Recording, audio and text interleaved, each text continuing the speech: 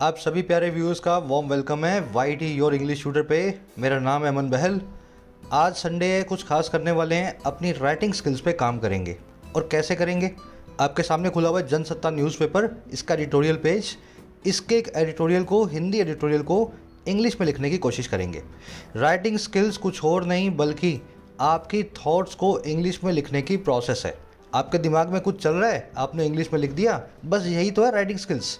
तो हिंदी, पंजाबी, गुजराती, किसी भी लैंग्वेज से जब आप इंग्लिश में लिखने की कोशिश करते हैं, राइटिंग स्किल्स को बेहतर बनाना शुरू कर देते हैं। ये पूरा ट्यूटोरियल हमने साइड में ले लिया है वर्ड पे। ऊपर आपको हिंदी में मिलेगा, नीचे मिलेगा SMS वाली हिंदी में। चलिए शुरू करते हैं। अच्छा, एक चीज़ और, ये क्लास हमारे राइटिंग स्किल्स के कोर्स का पार्ट है जो एप्लीकेशन पे अवेलेबल है YT योर इंग्लिश ट्यूटर पे। आज आपको YouTube पे एक क्लास मिल रही है कोर्स के अंदर से ही, है ना। इस एप्लीकेशन को डाउनलोड करें, योर इंग्लिश ट्यूटर को प्ले स्टोर पे अवेलेबल है। कमेंट सेक्शन में इसका लिंक भी रखा है। Basics advance English writing skills का कोर्स ऊपर ही मिलेगा आपको। पहले बेसिक्स करवाता हूँ और फिर प्रैक्टिस करवाता हूँ। इस तरीके से 60 घंटे का कोर्स है 850 का, लेकिन आज रात 12 बजे तक ये कोर्स आपको 499 में मिल रहा है। इस कोड को जो है लगाने के बाद, राइट बेटर, फ़ायदा उठा लेना। रात को 12 बजे तक का ऑफर है, ज़रूर से इसका। कोई भी क्वेरी हो, ये नंबर है व्हाट्सअप, इस पर आप मैसेज कर सकते हैं, मेरी टीम आपको रिप्लाई कर देगी। चलिए, कह रहा, म्यांमार के पश्चिम के म्यांमार पर आक्रामक रवैये के समर्थन में आते हुए भारत ने अपने रुख को इस मुद्दे पर साफ कर दिया है और साफ तौर पर देश के सैन्य शासकों को पहली प्राथमिकता के तौर पर जनतंत्र को बहाल करने को कहा है। लंबा सेंटेंस है और एकदम टिपिकल न्यूज़पेपर वाला सेंटेंस है ना। इसको इंग्लिश में अपने को लिखना है। अब देखो, सबसे पहले कूल माइंड से इसमें सोचो काम क्या हुआ है। देखो, काम ये हुआ है, पहला तो हुआ है कि भारत जो है ना आता हुआ है पश्चिम के म्यांमार पर आक्रामक रवैये के समर्थन में, है ना। ये तो हो गया present participle simultaneous action. Bharat इस काम में करता हुआ दूसरे काम को करेगा। और दूसरा काम करेगा कौन सा? भारत ने अपना रुख साफ कर दिया है, ठीक है, रुख साफ कर दिया है। और तीसरा काम क्या किया भारत ने जनतंत्र को बहाल करने को कहा है।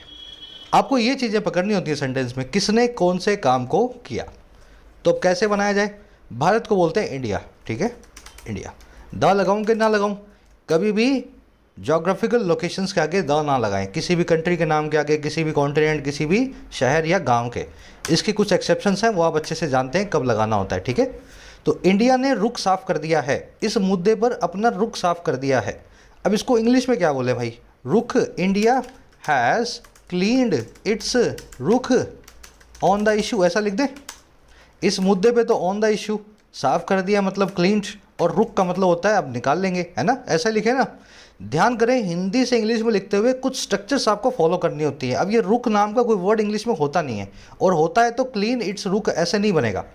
अगर आपको अपना रुख साफ करना है ना किसी चीज़ पे, तो आप अपनी पोजीशन को क्लियर करेंगे। क्लियर योर पोजीशन, ठीक है।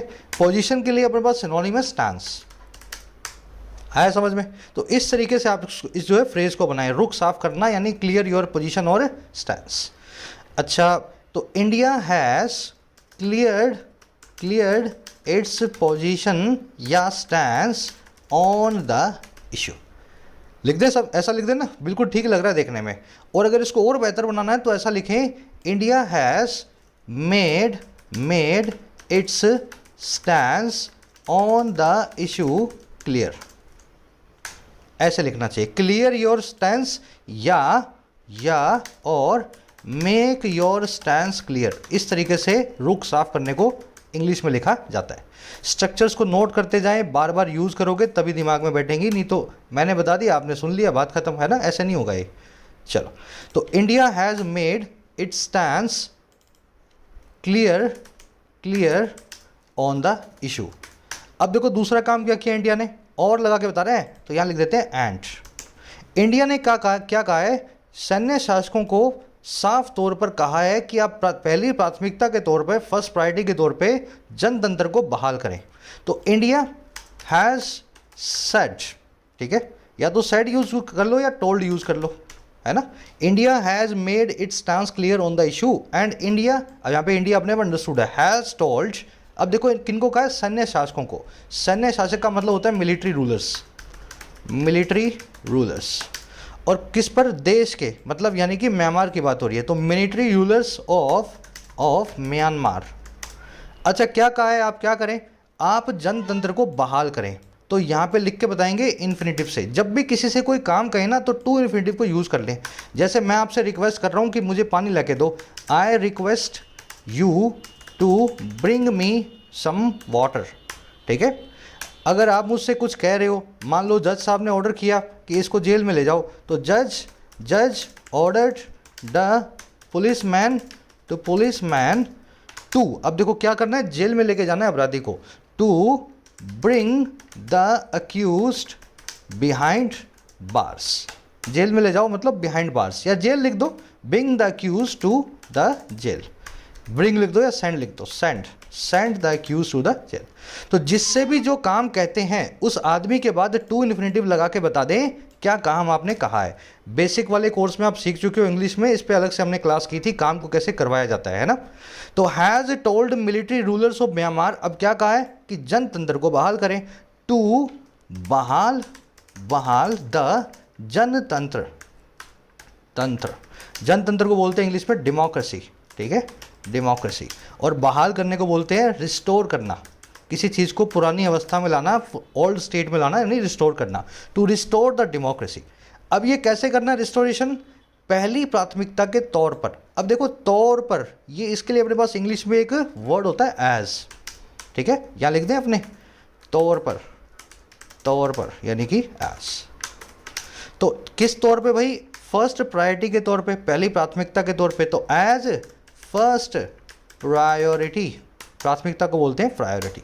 ये आपका सेंटेंस रेडी है। कुछ एडिशन, कुछ सब्सट्रैक्शन कर देंगे, कुछ रेक्टिफिकेशन कर देंगे, लेकिन मोटा मोटा आपका सेंटेंस इस तरीके का बनना चाहिए था। India has made its stand clear on the issue, India ने अपना रुख साफ कर दिया है इस मुद्दे पे। And India has told military rulers of Myanmar to restore the democracy, India ने कह दिया है म्यांमार के मिलिट्री रूलर्स को कि आप रिस्टोर करें। ये टू रिस्टोर बता रहा है मिलिट्री रूलर से क्या कहा है, आप बहाल करें, और किसको, डेमोक्रेसी को। और कैसे करें, पहली प्राथमिकता के तौर पे। अब देखो इंडिया ने ये सारा काम जो किया है ना, म्यांमार पे पश्चिम के आक्रामक रवैये के समर्थन में आते हुए किया है। तो यहाँ पे आप पीपीएसए को यूज़ करें, present participle simultaneous action, verb की आईएनजी फॉर्म से इसको बताया जाता है। अब समर्थन में आने को इंग्लिश में क्या बोलेंगे, टू कम इन समर्थन, वर्ब की आईएनजी फॉर्म से बताना है, तो कमिंग इन समर्थन लिख दूं क्या, ठीक है, समर्थन को बोलते हैं सपोर्ट, कमिंग इन सपोर्ट। और किसके, पश्चिम के म्यांमार पर आक्रामक रवैये के, तो coming in support of the आक्रामक रवैया ऑफ द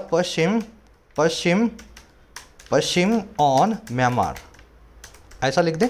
बस इसको इंग्लिश में लिखना है, कमिंग इन सपोर्ट ऑफ, आक्रामक को बोलते हैं एग्रेसिव, और रवैये को बोलते हैं, देखो रुख और रवैया एक ही बात है। यहाँ पे आपने वर्ड यूज़ किया है स्टांस, और यहाँ पे आप वर्ड यूज़ कर सकते हैं पोजीशन, ठीक है, रुख रवैया स्टांस पोजीशन एक ही बात है।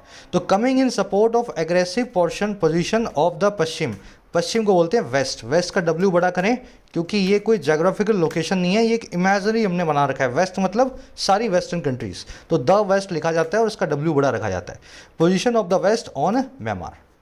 तो ये पूरा पीपीएसए फ्रेज है, इसको आपने कॉमा से लगा के लास्ट में अलग से लिख दिया है।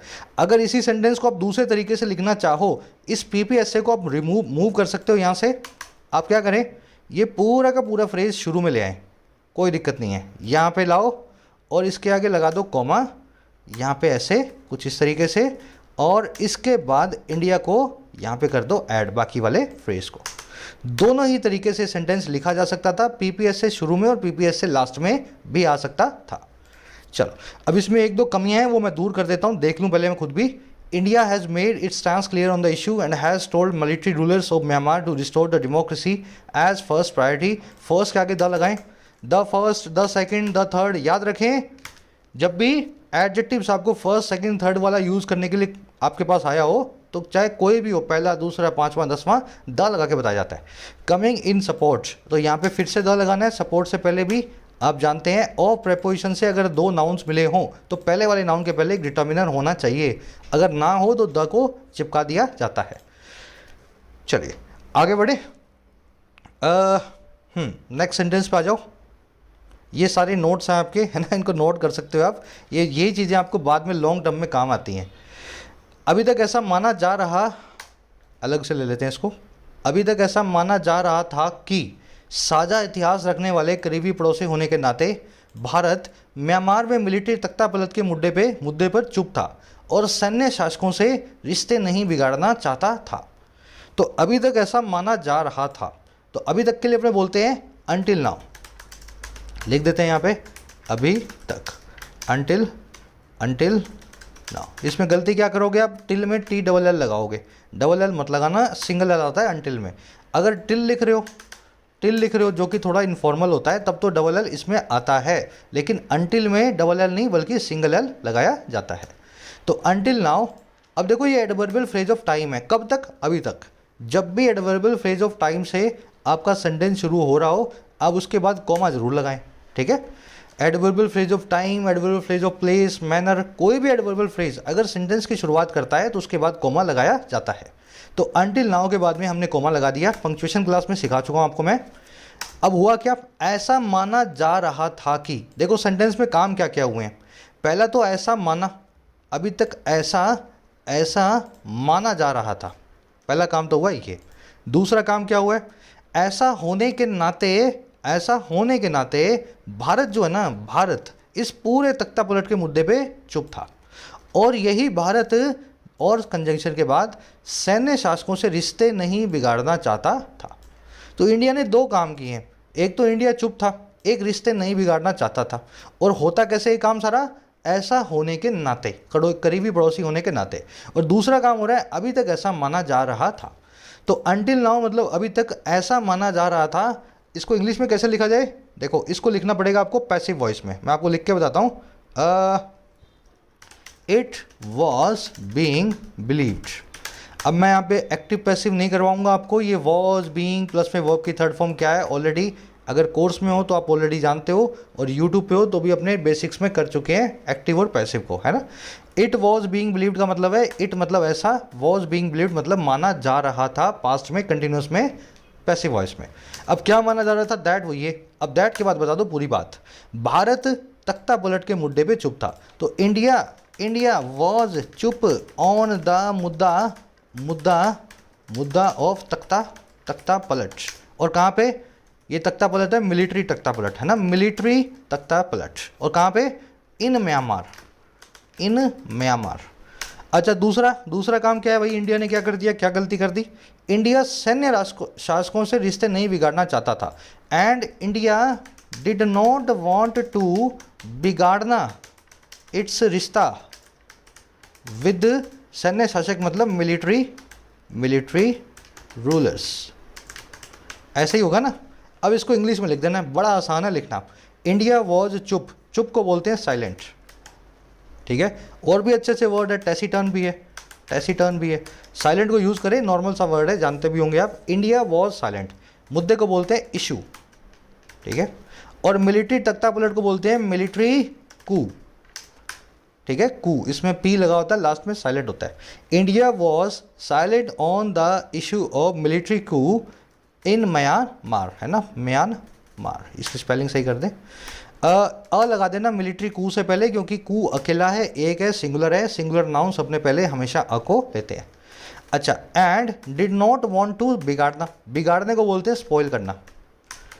टू के बाद लगा रहे हो तो वर्ब की बेस फॉर्म लगाऊंगा, टू स्पॉइल लिखूंगा, है ना। Did not want to spoil, अब क्या नहीं स्पॉइल करना चाहता था, इट्स रिश्ते को बोलते हैं रिलेशंस, ठीक है। रिलेशन भी बोल सकते हो और एस भी लगा सकते हो।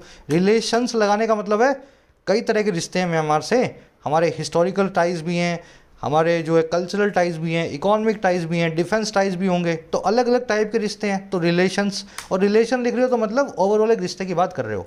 तो स्पॉइल इट्स रिलेशंस या ties with its military rulers, या countries with the country's military rulers, country के मिलिट्री रूलर्स की बात हो रही है। अब इसको इसके साथ अपने जोड़ देंगे, सेंटेंस आपका रेडी हो जाएगा। अब आप इससे पूछोगे सर ये ऐसा होने के नाते इसको कैसे लिखा जाए, इसके लिए अपने पास एक स्ट्रक्चर होती है बीइंग प्लस में नाउन या एडजेक्टिव, ठीक है। जैसे फौजी होने के नाते देश की रक्षा करना उसका फर्ज था, तो बीइंग बीइंग बीइंग अ फौजी, फौजी को बोलते हैं सोल्जर, ठीक है। देश की रक्षा करना, to defend the country was या इज हिज ड्यूटी, है ना। टू डिफेंड यहाँ पे इन्फिनेटिव को यूज़ कर दिया मैंने। वर्ब को जब भी सब्जेक्ट बनाओगे तो इन्फिनेटिव या जीरेंट फॉर्म में बनाते हो। तो इस तरीके से बीइंग प्लस में नाउन या एडजेक्टिव। टीचर होने के नाते आपको गाइड करना मेरा काम है, तो being a teacher guiding you या टू गाइड माई स्टूडेंट्स आ गया, बना लोगे, ठीक है ना। तो बीइंग प्लस में नाउन या एडजेक्टिव, तो यहाँ भी वही बनाना है। अब इसको यहाँ कैसे लिखें, इतिहास रखने वाले करीबी पड़ोसी होने के नाते। देखो ये दैट तक का तो मामला अलग है, ये पड़ोसी था इंडिया, तो यहाँ पे दैट के बाद ये काम शुरू होगा सारा। तो मैं लिख देता हूँ बीइंग अ करीबी पड़ोसी, और पड़ोसी कौन सा, साझा इतिहास रखने वाला, दैट हैज़ अ साझा यानी शेयर्ड इतिहास यानी कि हिस्ट्री, ठीक है। ये सिंपल से वर्ड है। बीइंग अ करीबी पड़ोसी that has a shared history, ऐसा लिख दें। देखो करीबी को बोलते हैं क्लोज, करीबी दोस्त मतलब क्लोज फ्रेंड, करीबी पड़ोसी मतलब क्लोज नेबर, इतना तो आप जानते ही हैं। Being a close neighbour that has a shared history. अब देखो ये that has a shared history थोड़ा अजीब सा देखने में लग रहा है ना। रिलेटिव क्लोज है, जब भी रिलेटिव क्लोज में टेंस के ऊपर आपका इम्फोसिस ना हो। भाई शेयर्ड हिस्ट्री कब है, आज है पहले थी, सर शुरू से ही है। शेयर्ड हिस्ट्री तो बहुत पुरानी है। जब टेंस के ऊपर आपका ज़्यादा इम्फोसिस ना हो, उस केस के अंदर आप रिलेटिव क्लोज को रिलेटिव जो है एडजेक्टिवल फ्रेज में चेंज कर दें। फॉर्मूला इसको पता है, आप बेसिक में सीख चुके हो। आपको इसका टेंस डिसाइड करना है। टेंस है यहाँ पे प्रेजेंट और वॉइस है यहाँ पे एक्टिव, तो आप इसको चेंज कर देंगे प्रेजेंट पार्टिसिपल एक्टिव में, प्रेजेंट पार्टिसिपल एक्टिव में, जिसकी फॉर्म क्या होती है, वर्ब की आईएनजी फॉर्म, वर्ब की आईएनजी फॉर्म। और कैसे बनाएंगे, सब्जेक्ट को निकाल दें और वर्ब को बना दें आईएनजी फॉर्म में। हैजिंग नहीं होता, वर्ब की आईएनजी फॉर्म हमेशा बेस फॉर्म की बनती है, तो हैज़ वर्ब की बेस फॉर्म है हैव, तो यहाँ पे लिख देंगे हैविंग। ये पूरा फॉर्मूला की तरह सीख चुके हो आप कोर्स में, है ना। तो being a close neighbour having a shared history, यहाँ पे लगा दो कॉमा, यहाँ पे लगा दो कॉमा, और आगे का पूरा इसके साथ जोड़ दो। अब देखो ये सेंटेंस आपका रेडी है, ठीक है। Until now it was being believed that, ये बीइंग का भी छोटा कर देना, being a close neighbour having a shared history, India was silent on the issue of a military coup in Myanmar and did not want to spoil its relations या ties with the country's military rulers. चलिए आगे बढ़े, ये next sentence हो गया आपका second वाला। चलो, स्पॉइल को आप रूइन भी बोलते हैं, किसी चीज़ को बिगाड़ना होता है तो स्पॉइल या रूइन या डैमेज भी बोल सकते हैं, ठीक है ना। और यहाँ पे हैविंग अ शेयर्ड हिस्ट्री की जगह पे आप ऐसा भी लिख सकते थे, neighbour with a shared history. आप कभी कभी ऐसा भी देखोगे, नेबर एक शेयर्ड हिस्ट्री के साथ, है ना। Neighbour having a shared history वो भी ठीक है, और neighbour with a shared history ये भी ठीक है। लास्ट सेंटेंस करेंगे, उसके बाद एक सेंटेंस आपको देंगे, आपको उसको क्विज के तौर पे करना है ना, खुद से बनाने की कोशिश करनी है। इसको भी कोशिश करो खुद से बनाने की। यह गौरतलब है कि पिछले साल चुनावों में हार का सामना करने के बाद हुंता यानी कि म्यांमार मिलिट्री ने ताकत को हथियाने के लिए निर्वाचित या चुनी हुई सरकार का तख्तापलट कर दिया था। जो लोग हिंदी नहीं समझ रहे हैं, नीचे आपको एसएमएस वाली हिंदी दी हुई है, ठीक है। गौरतलब है, यह गौरतलब है, सबसे पहला काम हुआ है, यह है, ठीक है। अब वो जो भी है गौरतलब वो अपने बीच में लगा देंगे। हुआ क्या काम, हार का सामना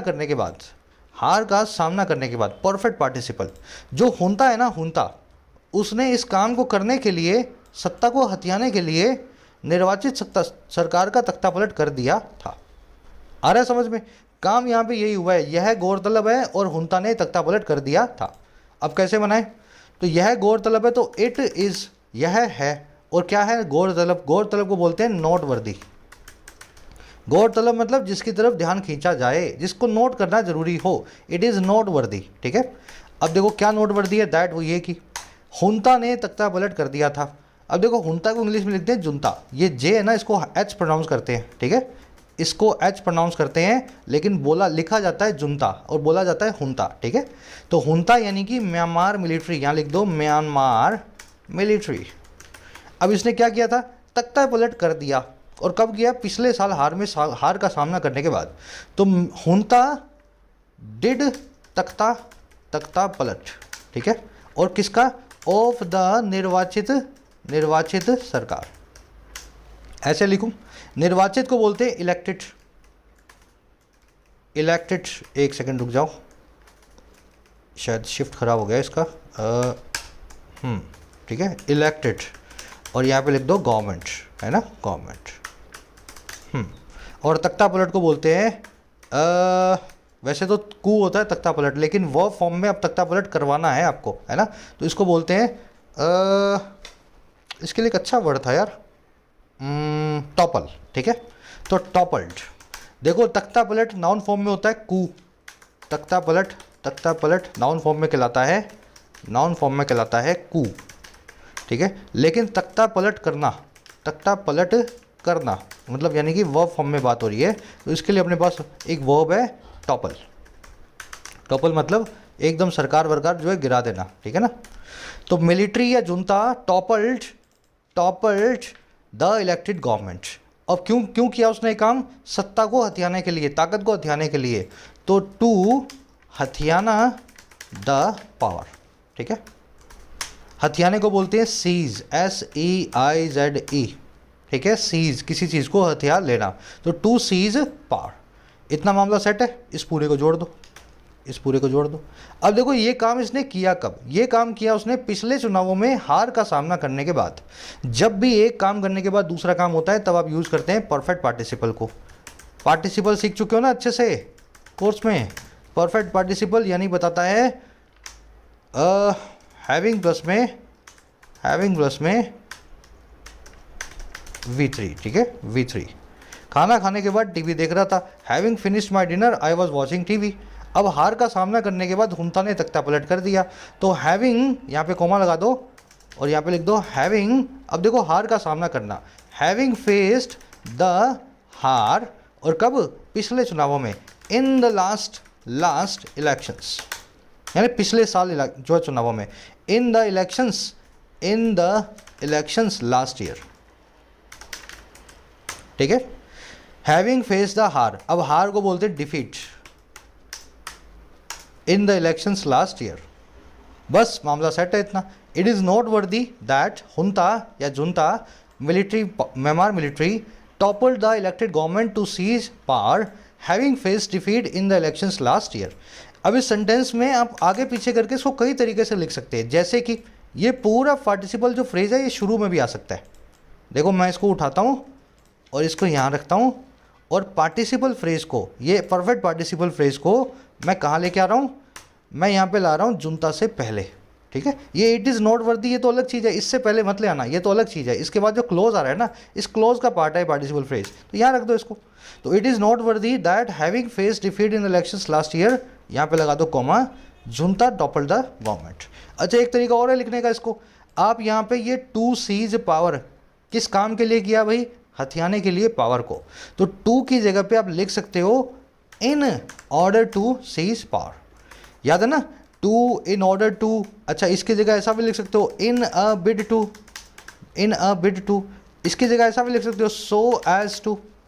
ये सब तरीके हैं अलग अलग राइटर्स के। कोई राइटर सो एज टू को प्रेफर करता है, कोई इन अ बिड टू को करता है, कोई इन ऑर्डर टू करता है ना। तो आप चाहो तो ऐसा लिख दो इन ऑर्डर टू ग्रैब या seize power, in a bid to seize power, या so as to seize power, ऐसा भी लिख सकते हो। वैरायटी की कोई कमी नहीं है, आपको जितने तरीके से लिखना आता हो उतना ही अच्छा है। ये सब चीज़ें अपने बेसिक्स में ऑलरेडी कर चुके हैं, ट्यूटोरियल क्लास में भी कई बार आता है।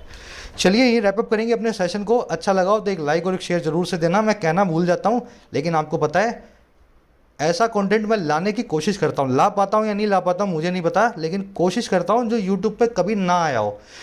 पेड कोर्सेज में भी इस तरीके से आपको सिस्टमैटिकली लिखना सिखाना बहुत टेढ़ा काम है, जो मैं कोशिश कर रहा हूँ सिखाने की। अच्छा लगता है तो शेयर किया करो ताकि इसको रीच मिले कंटेंट को। लास्ट में क्वेश्चन आपके सामने रख रहा हूँ, इस क्वेश्चन को आपको इसी तरीके से कोशिश करना है इंग्लिश में लिखने का, ठीक है।